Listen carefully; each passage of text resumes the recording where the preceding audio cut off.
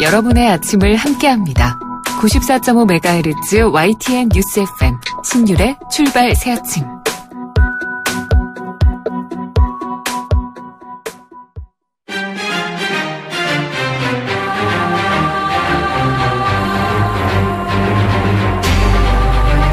매일 아침을 뉴스로 깨웁니다. 신율의 출발 새 아침.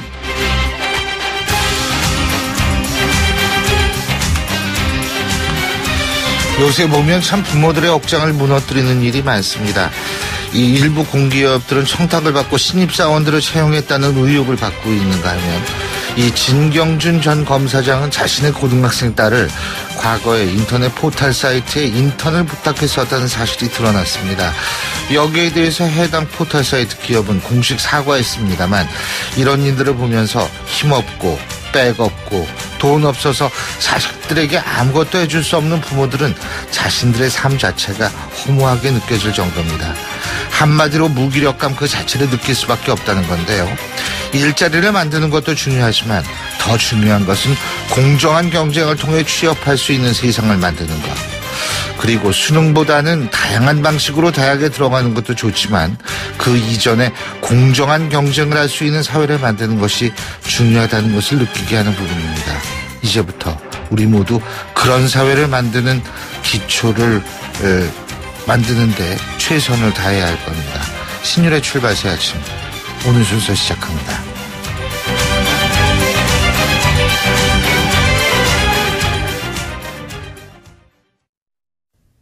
YTN 라디오 신율의 출발 새 아침.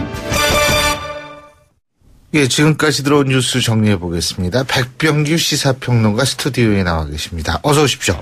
안녕하십니까. 예. 먼저 북핵 얘기부터 해야겠죠.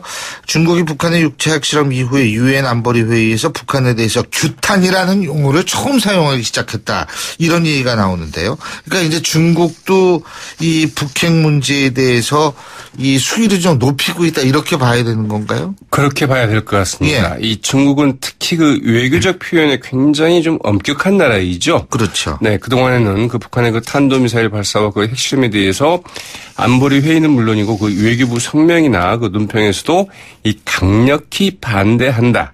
이런 정도의 표현을 사용을 해왔거든요. 그러나 그 류지에이 그 유엔 주재 그 중국 대사 그 지난 4일 열린 그 안보리 긴급 회의에서 이 북한에 대해서 그 규탄이라는 이제 용어를 썼습니다. 중국이 그 안보리 공식 회의에서 그 북한에 대해서 그 규탄이라는 표현을 쓴 것은 이번이 처음이라고 하죠. 류지에 대해서는 그 원유 상한선 설정 등을 포함한 그 새 대북 제재안 결의안을 채택하는 그 11일 회의에서도 역시 이 북한 핵실험에 대해서 그 같은 행위를 그 확고히 반대하고 강력하게 규탄한다는 이제 표현을 사용을 했습니다. 예. 한반도 정세의 그 심각성이 그만큼 심각하다, 높아졌다. 이런 이제 중국 측의 입장과 인식을 이제 표현하는 것을 이렇게 풀이가 좀 되고 있습니다. 그렇군요. 우리한테는 황구시보가 김치 먹고 정신이 혼미해졌네 이런 얘기 썼는데 중국의 인식이 좀 똑바랐으면 좋겠다는 생각은 들어요. 네, 그 예. 황구시보의 표현은 조금은 좀 감정적이고 그거는 말이 안 되는 얘기죠. 네. 예. 맞습니다.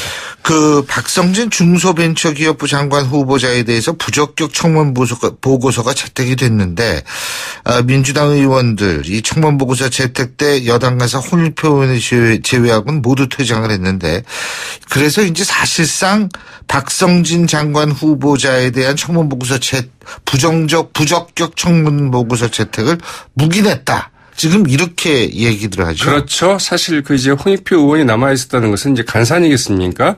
예. 여당 간사가 그 대표로 그 참석했다는 얘기죠. 그래서 예. 결국은 묵인했다는 얘기가 나오고 이렇게 되면 앞으로 그 당청 관계 어떻게 될 거냐? 이게 굉장히 좀 포인트가 될 것 같습니다. 어허. 여당도 사실상 그 불교 보고서 그 채택에 그 동조했다는 이제 모양새인데요. 이 당초 그 박성진 장관 후보자의 그 역사인식 논란에 그 이를 적극 감쌌던 이 자유한국당이 어떻게 나올까? 사실 이제 이 부분도 주목이 됐는데 예. 어쨌든 그 부적격 보고서 채택에 그 합류를 했죠. 일단 박성진 후보자 그 낙마 쪽에 더 비중을 둔 정치적인 행보다 이런 이제 그 지적도 좀 나오고 있습니다. 아하. 이 청문 보고서는 그 뉴라이트 인사 초청 강연 그리고 건국과 그 경제 성장을 둘러싼 역사관 논란, 이 신앙과 그 과학 간의 그 논란 등에서 이 국무위원으로서 그 정직성과 소신이 부족하고 이 종교적 중립성도 의문이 된다.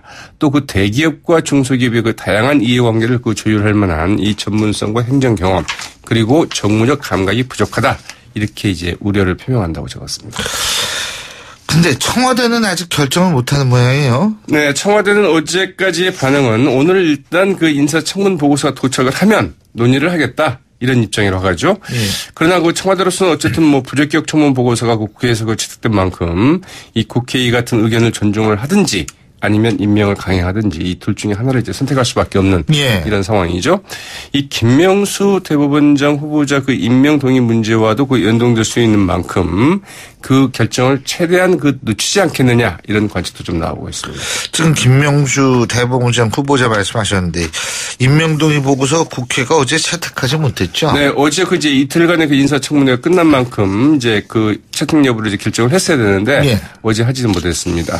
그리고 이제 어제 인사청문회에서는 그 사상 처음으로 현직 부장판사가 이제 그 증인으로 출석하는 이런 상황이 좀 발생했죠. 이 자유한국당 의원들은 이 오연석 그 인천지법구 부장판사를 대상으로 이 정치적인 편향성 여부 그리고 그 김명수 대법원장 후보자의 그 친분 관계 등을 이제 그 따져 묻긴 했는데 그러나 여당은 여기에 대해서 그 사실상의 그 사상 검증이다. 현직 부장판사까지 불러서 이렇게 얘기할 필요가 있겠느냐 이렇게 이제 역공을 취하기도 했습니다. 어제 청문회 내용을 두고 볼 때 과연 그 현직 판사까지 좀 불러냈어야 했느냐도 좀 의문인데요. 여야는 어제 이제 말씀드린 것처럼 그 청문 보고서가 채택 여부에 대해서 이제 이 의견을 나눴지만 이 적격과 부적격으로 그 의견이 갈려서 보고서 채택은 못했습니다. 인사청문 특위의 그 여야 간사들 당내 논의를 거쳐서 오늘 보고서 채택 문제 여부 다시 좀 논의를 하기로 했다고 하죠. 예. 자, 그 자유한국당 얘기 좀 해봐야 될 것 같은데 자유한국당 혁신위원회가 박근혜 전 대통령한테 자진 탈당을 권유했고 또 서청원 최경환 의원한테도 역시 자진 탈당을 권유했죠. 근데 이 친박들이 상당히 반발하고 있죠. 네. 그래서 결국 홍준표 대표가 이제 한 발 물러섰는데요. 이 친박 김태흠 의원이죠. 어제 그 비공개 그 최고위원회 회의에서 만약 박 전 대통령과 그 다른 의원들에게 그 탈당 권유를 한다면 이를 중지시키겠다. 이렇게 이제 얘기를 해서 홍준표와 그 언성을 높여가면서 이제 높였다고 하죠.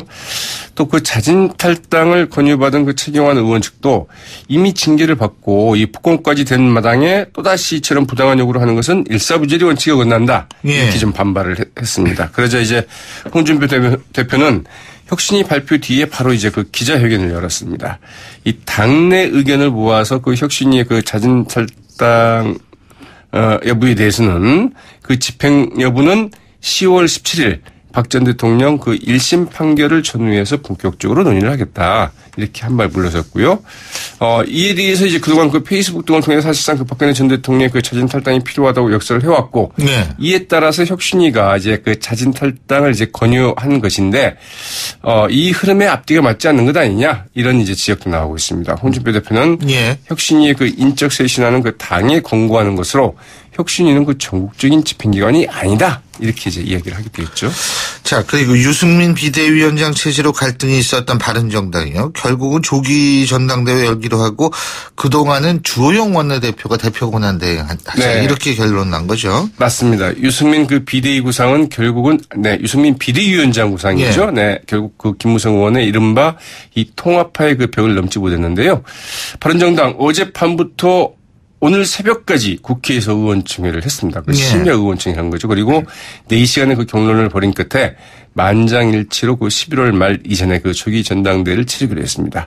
새 지도부가 선출되기까지는 말씀하신 것처럼 이제 주승용 원내대표와 그 당대표 권한대행을 맡게 됐는데요.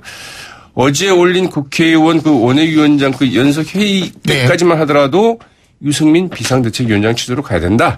이제 이런 의견이 좀 많았는데 결국 의원총회에서 이제 그 뒤집힌 꼴이죠. 그렇군요. 유승민 의원은 그 의원총회에서 그 당내 합의가 없다면 비리 운영을 하고 싶은 생각 0.0%도 없다. 이렇게 이제 그 조기 전당대회 개최에 동의를 했고요.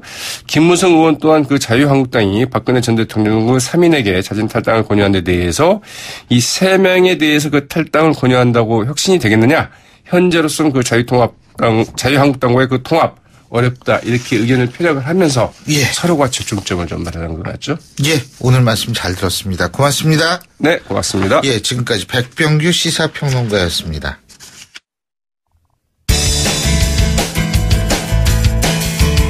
여러분은 지금 FM 94.5MHz로 방송되고 있는 신율의 출발 새 아침을 듣고 계십니다. 의견 주실 분은 짧은 문자 50원, 긴 문자 100원의 이용료가 드는 휴대전화 문자메시지 우물정 0945번으로 의견 남기실 수 있습니다.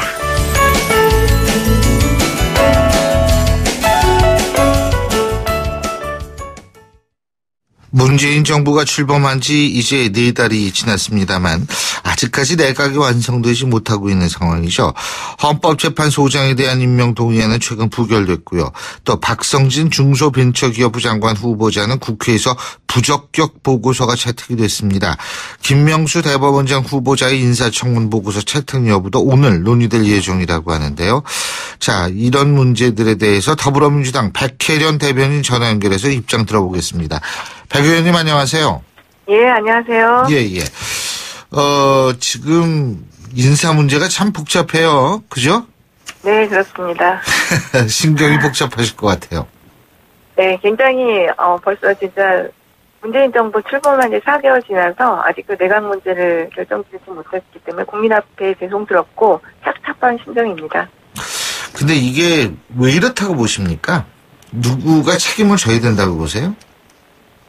지금은 이제 근본적으로는 어떤 국회 문제, 국회 인원의 문제, 이런 의결 종족세 문제 이런 것들이 있다고 봅니다. 그렇지만은 실제로는 이번에 사태에서 들어봤듯이 야당이 어떤 다수라는 이유만으로 어떤 행포를 부리고 있다는 그런 느낌을 지울 수가 없습니다. 그러니까 이건 야당 때문에 이렇게 됐다. 모든 것이 일방의 책임만은 아닐 수도 있을지 모르겠지만 저희가 이번 표결 과정에서는 야당의 설득을 위해서 최선을 다했다고 생각합니다. 그리고 그날 김희수 후보자에 대한 인준 표결안 같은 경우는 우원식 대표도 말했지만 상정하기 전에 점심 때 김동철 원내대표도 국민의당에서 20명 정도는 찬성표가 확보됐다는 말씀을 주셨기 때문에 인준을 하게 된 것인데 그런 결과가 났기 때문에 저희로서는 지금으로서는 국민의당에 대해서 좀 알겠습니다. 좋지 않은 감정을 가질 수밖에 없습니다. 그러면은 박성진 중소벤처기업부 장관 후보자에 대해서 부적격 보고서가 채택된 것도 야당 때문이다 이렇게 보시는 거군요. 그거는 저희도 여당 의원들의 퇴장 속에서 또 산자부에 저희 당 간사인 홍익표 의원님이 참석한 가운데 부적격 청문 보고서가 채택이 됐습니다. 네. 그렇기 때문에 그 부분은 야당의 문제다 이렇게 꼭 말씀드릴 수는 없을 거라고 봅니다. 그럼 이 부분은 누가 책임을 져야 돼요? 이 부분 같은 경우는 어쨌든 박성진 책임의 문제라고 보는 박성진 후보자가 청문 과정을 통해서 그동안 제기됐던 역사관의 문제 그리고 종교 간의 문제 이런 것들을 명확히 해명하지 못했고 국민들 앞에 설득하지 못했기 때문에 나타난 결과라고 봅니다. 그럼 박성진 장관 후보자 때문에 이 일이 이렇게 됐다 이렇게 볼 수 있군요.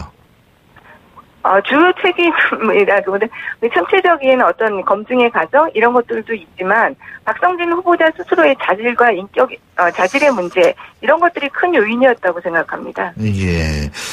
자, 지금 검증의 문제, 이런 문제도 잠깐 언급을 하셨는데, 지금 청와대에 있어서의 인사검증 라인이 조금 문제가 있다, 이런 보도들이 많이 나오는데, 이 부분은 어떻게 보세요? 한 가지로 판단할 수 있는 부분들은 아니라고 보고요.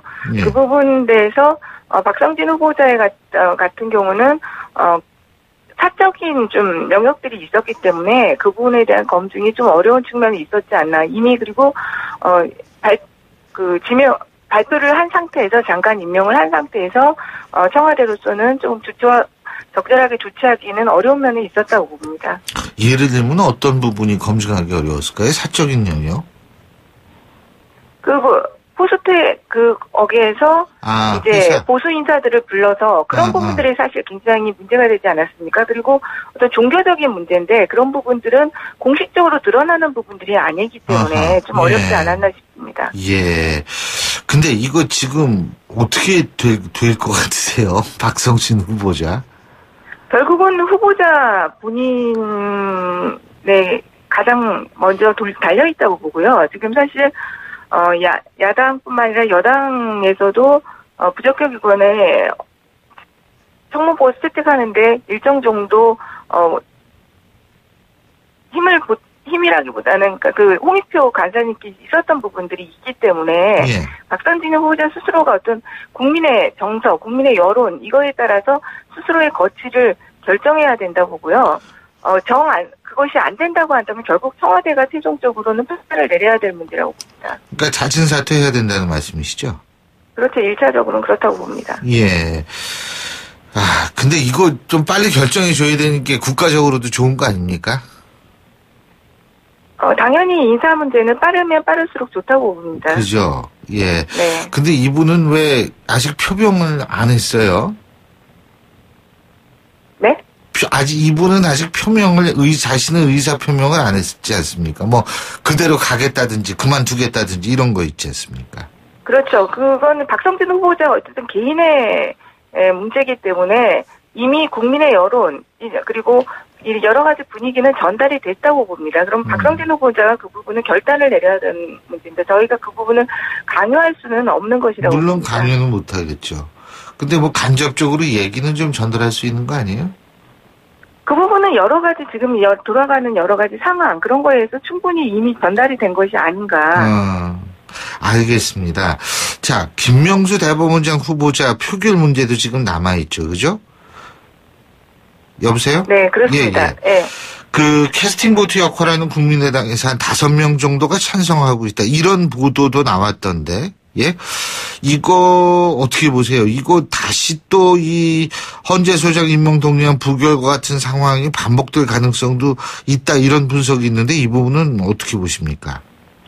지금 어쨌든 저희 당의 인원수가 121명밖에 되지 않기 때문에 어쨌든 야당의 협조가 없이는 인준 문제가 정확하게 해결되기는 좀 어려운 입장입니다. 그리고 김명수 대법원장 후보자의 경우도 이것이 무기명 투표이기 때문에 내심의 의사를 사실은 저희가 다 일일이 전화를 걸고 확인을 하고 있지만 그것이 명확하다고 보기가 어려운 부분이 있습니다. 그렇기 때문에 어려운 점은 확실히 있다고 봅니다. 근데 오늘 어쨌든 청문보고서 채택 자체도 지금 되지 않은 상황이기 때문에요. 네, 청문보고서 채택부터 일단은 하고 진행을 해야 될 것 같아요. 지금 국민의당 같은 경우에는 이 헌재 소장 임명 동의안 부결을 야당의 잘못으로 책임을 전가해서는 안 된다. 특히 여당 대표가 땡깡이라든지 골목대장질이라든지 모렴치하다든지 이런 자극적 표현을 쓰는 데 대해서 상당히 좀 반발하고 있는 것 같거든요. 자, 그래서 이게 사실은 너무 자극시켜서 반발 심지만 키우는 거 아니냐. 예?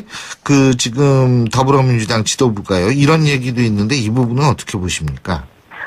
그동안 저희가 협치라는 이름으로 그리고 여당이라는 이름으로 굉장히 노력하고 인내해 왔습니다. 그리고 이 부분에 같은 경우는 김희수 표결안 같은 경우도 몇 번이나 지금 헌재 소장의 임명 공백 상태가 227일째입니다. 그렇기 때문에 더 이상 헌법기관을 공석으로는 둘 수는 없고 그렇기 때문에 그 부분에 대해서 야당 설득을 위해서 최선의 노력을 다해왔고 또 그 전에 상정하기 전에 국민의당과도 여러 가지 김동철 대표와의 어떤 교감 이런 것도 충분히 있었기 때문에 저희가 투표를 했던 것이고 그런데 결국은 국민의당에서 했던 발언들과는 다르게 다른 결과들이 나타났습니다. 그런 부분들에서 저희도 지금 상당히 좀 격앙되어 있는 분위기였고요.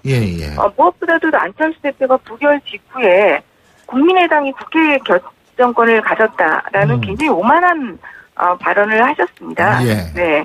그러니까는 정당이라는 것이 어떤 국민의 뜻을 받들어서 나가는 것이 당연한 것임에도 불구하고 오히려 지금 헌재사장의 공백 사태에 대해서 국민학교에 사과를 해야 할 상에서 그런 오만한 발언들을 하셨기 때문에 예. 저희로서도 어떤 저희 지지층의 마음 이런 것들을 대변할 수밖에 없었던 측면이 있다고 봅니다. 안철수 대표가 지금 오만하다는 표현을 쓰셨는데 왜 이렇게 바뀌었다고 보세요?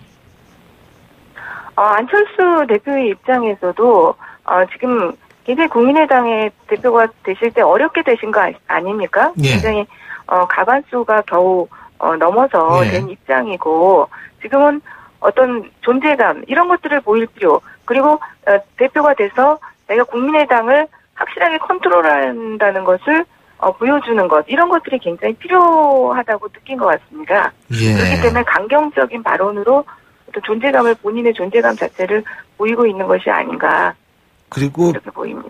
백혜련 의원님께서 지금 협치를 하려고 노력을 했는데 야당이 이렇게 나왔다 이런 말씀을 하셨는데 이낙연 국무총리는 11일 날 국회에서 이런 얘기를 했거든요.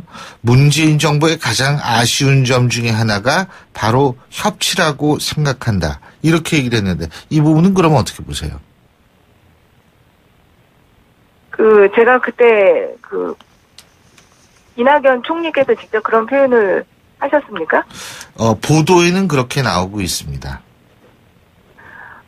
어쨌든 저 청와대와는 별개로요. 예. 저희 더불어민주당 같은 경우는 협치를 위해서 그동안 진짜 오원식 원내대표에서 굉장한 노력을 하셨습니다. 예. 수시로 야3당의 대표분들을 만나서 예. 얘기하셨고요. 요구하시는 것 함께 타협할 수 있는 부분들에서는 양보를 많이 해왔다고 생각합니다. 예. 네, 정부의 입장에서는 또 다를 수도 있는 부분인데 저는 문재인 정부에서도 할 수 있는 노력들은 그동안 최선의 노력을 다 해왔다고 봅니다. 예, 그렇군요. 앞으로 이 국민의당을 조금 도움을 받아야 되는 건 사실이지 않습니까? 그죠? 이거 그렇습니다. 어떻게 해야 된다고 보세요?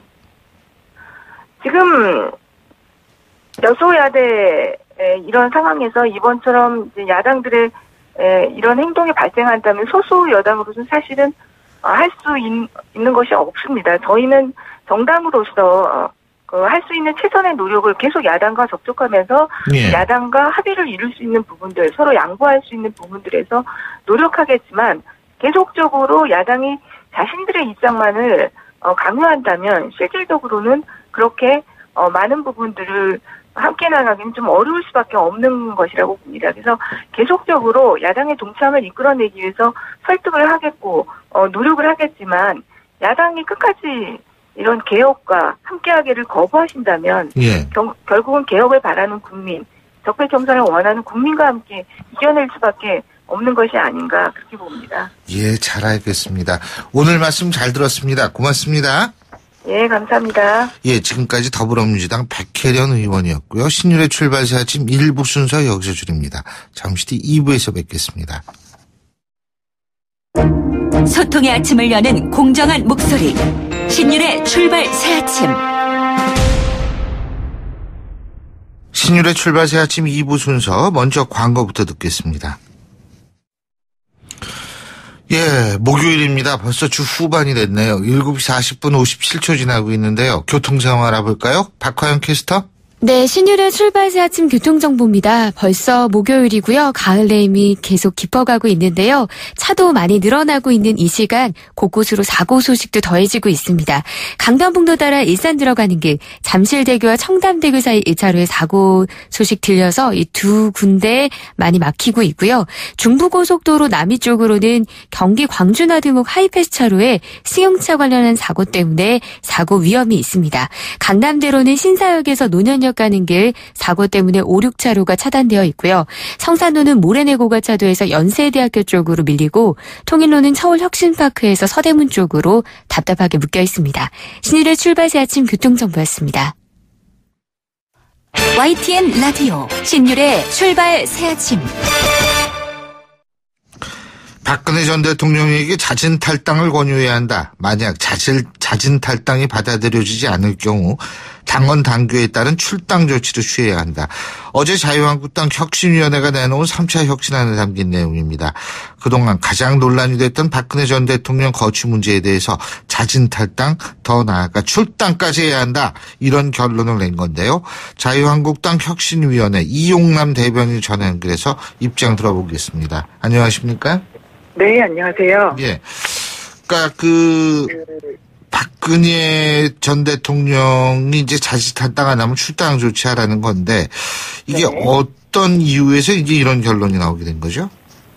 네, 저희가 이번 그 결정을 내리면서 박 전 대통령에 대해서는 국정의 최고 그 책임자로서 국정 운영 실패와 또 결론적으로 그런 그 탄핵으로 이루어진 중국에서 보수 우파 세력이 분열되고 결국에는 이제 정치적인 실패로 이어지는 이러한 것에 대해서 박 대통령 스스로 당적을 정리하는 것이 타당하다는 판단하에 내려진 결정 사항이고요. 이러한 스스로 당적을 정리하는 과정에 이어지지 않을 경우에는 불가피하게 출당 조치를 해야 된다고 권고했습니다. 예. 근데 국정 운영 실패, 정치적 실패. 근데 이게 실패라는 표현이 맞나요? 결론적으로는 제 얘기는 네. 실패한 거는 뭐 분명하지만 실패 이전에 범죄 행위일 가능성이 높은 거 아닌가요? 그런 부분은 그 혁신위원회 자체가 사법기관은 아닌 것입니다. 예. 그런 사법적인 판단은 지금 법적으로 절차가 진행되고 있는 상황이고 혁신위원회 자체는 다분히 정치적인 그런 이제 기준이기 때문에 예. 당의 혁신을 위해서 정치적인 고려라든지 판단을 하는 그런 면이 있다는 것을 예. 염두에 두셨으면 합니다. 알겠습니다. 근데 네. 어떻게 보세요? 박근혜 전 대통령 측이 이거 받아들일 가능성이 있다고 보십니까? 지금은 박 전 대통령뿐만 아니라 이런 보수 세력의 보수 또는 정치에 좀 위기를 불러온 여러 이제 그런 책임 있는 분들이 있지 않겠습니까? 이러한 분들이 그런 좀 대선적인 차원에서 지금 자유한국당을 비롯해서 보수 그런 지형 내지는 보수 세력들이 정말 위기를 맞았음에도 불구하고 어느 한 분 나서서 책임지는 분들이 없습니다. 그래서 이러한 상황에서는 정말 이제는 대선적인 차원에서 좀 그런 정치적으로 책임을 지는 모습을 보여줬으면 하는 게 저희의 바람입니다.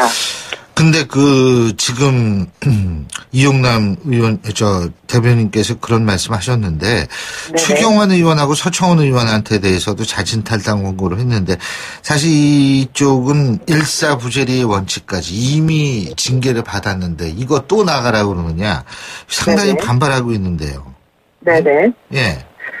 저희가 애시당초에 이런 인적 청산의 부분이라고 할 수 있죠. 예. 이러한 부분을 논의를 할 때, 혁신위가 고려한 사항은 인적 청산 내지는 사람 몇 사람, 책임 있는 몇 분에 대해서 책임을 묻는 것으로 혁신 작업이 끝나는 것이 아닙니다.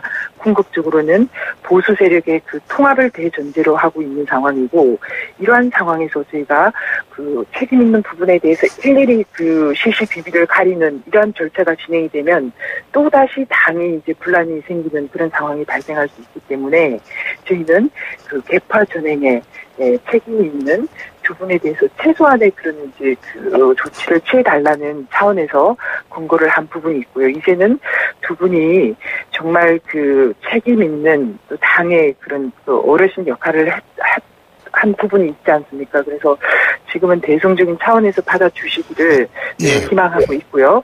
또 일사부재리 원칙을 운운하는 것은 앞서 말씀드렸다시피 혁신위원회는 재판을 진행하는 사법적인 기관이 아닌 것입니다. 그래서 지금 이 상황에서 일사부재리 원칙을 운운하는 것은 적절하지 않다고 생각합니다. 예. 지금 홍준표 대표 같은 경우에는 박근혜 전 대통령이 1심 판결을 본 이후에 집행하겠다 이거죠. 그러니까 10월로 넘어가는 거죠. 예? 네. 근데 이거 이렇게 시간 끌어도 괜찮다고 보십니까? 저희 혁신위원회 입장과 당 내지는 당 대표의 그런 입장이 완전히 같을 수는 없다고 봅니다. 당 대표 입장에서는 혁신위와는 다른 차원의 정치적인 고려나 판단이 있을 수 있다고 생각하지만은 그 혁신위원회에서는 인적 쇄신 문제가 이미 공론화가 되었고 또 저희가 어제 좀 그 신중한 판단을 내렸지 않습니까? 그래서 이러한 부분들이 공론화에 붙여진 이상은 좀 빨리 진행되어서 그 다음 혁신 과제가 순조롭게 진행될 수 있도록 그 속도를 냈으면 하는 그런 상황입니다. 예, 제가 이렇게 한번 여쭤볼게요. 만일 말이에요. 물론 그럴 가능성은 많지가 않다고 보지만 1심 판결에서 무죄가 나오면 박근혜 전 대통령 자진 탈당할 필요 없는 겁니까? 그런 부분도 교수님 앞서 말씀드렸다시피 지금 뭐 제가 언론이라든지 여론을 대하면서 느낀 부분이 사실 저희 혁신위원회가 또 뭐 여러 가지 일들을 할 수 있고 여러 가지 혁신안을 또 낼 수는 있겠지만은 혁신위가 할 수 있는 부분과 없는 부분이 있고 그 말씀은 다시 바꿔 말씀을 드리자면 혁신위원회는 사법기구가 아닙니다. 그래서 그래서 그런 부분에 대해서 사법적인 그런 진행 과정이라든지 그런 부분이 혁신위원회 결정에 상관은 될 수가 있고요. 그렇지만 그러한 부분들이 혁신위원회의 판단에 절대적인 지표가 될 수 없다라는 점을 좀 말씀드리고 싶습니다. 근데 그 일반적으로 말해요. 혁신위 같은 거 만들 때에는 그 전에 당 지도부가 예를 들면 이런 얘기 하는 때 많잖아요. 혁신위원회가 하는 얘기는 우리가 무조건 받아들인다. 뭐 이런 거, 이런 게 없었어요? 그 발족할 때요? 이번에는 이번 그 자유한국당 혁신위원회는 기존의 혁신위원회와는 좀 다른 부분이 있습니다. 구성에서부터 첫 번째는 전원 외부 위원으로 위촉이 되었고요.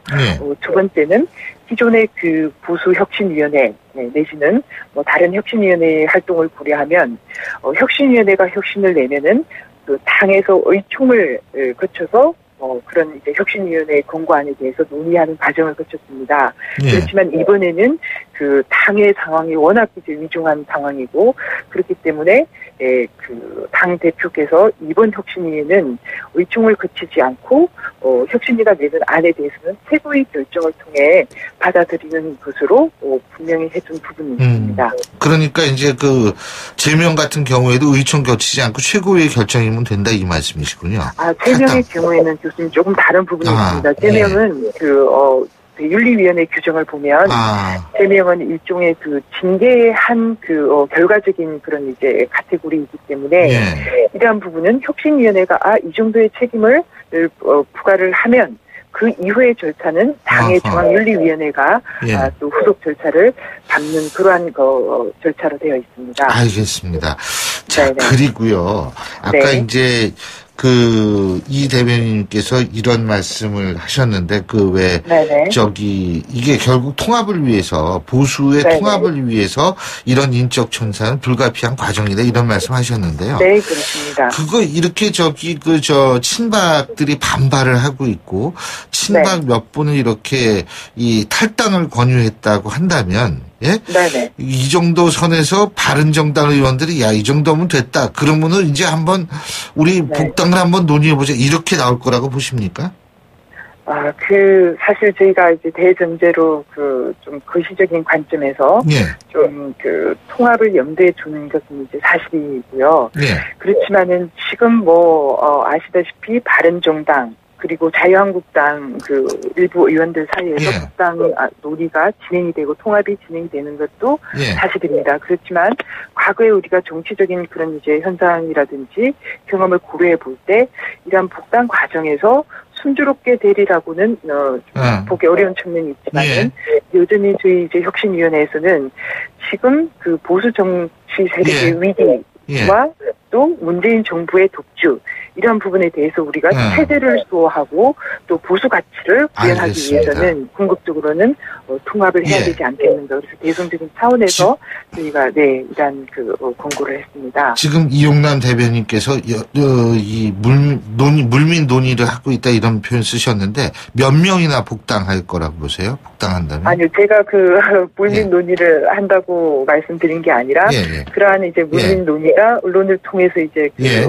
이렇게 제가 접할 수 있었고요. 알겠습니다. 구체적인 부분은 이 정치가 워낙 변수도 많고 저희가 지켜봐야 되지 않을까 이런 생각입니다. 잘 알겠습니다. 네. 오늘 말씀 잘 들었습니다. 고맙습니다.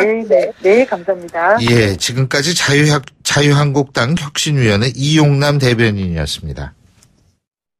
신율의 출발새 아침 2부 순서 여기서 줄이고요. 전 8시 10분 3부에서 뵙겠습니다.